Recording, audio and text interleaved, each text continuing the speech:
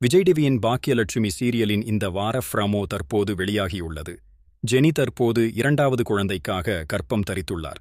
முன்னதாக எழில் மற்றும் அமிர்தா குழந்தை பெற்றுக்கொள்ள தொடர்ந்து ஈஸ்வரி வலியுறுத்திய நிலையில் தற்போது அவர் தொடர்ந்து இந்த விஷயத்தில் மேலும் அடாவடித்தனத்தை காட்டுகிறார்.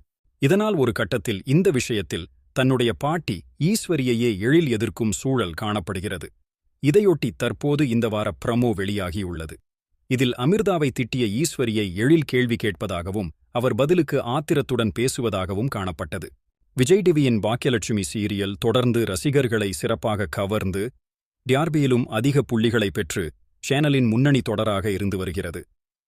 இந்த சீரியலில் ஏற்கனவே திருமணமாகி ஒரு குழந்தைக்கு தாயான அமிர்தாவை திருமணம் செய்து கொண்டுள்ளார் எழில். இறந்ததாக கருதப்பட்ட அமிர்தாவின் முன்னாள் கணவர் கணேஷ் மீண்டும் உயிருடன் வந்து தன்னுடைய மனைவி மற்றும் மகள் நிலாவை மீண்டும் தன்னுடன் வர அழைத்ததையும்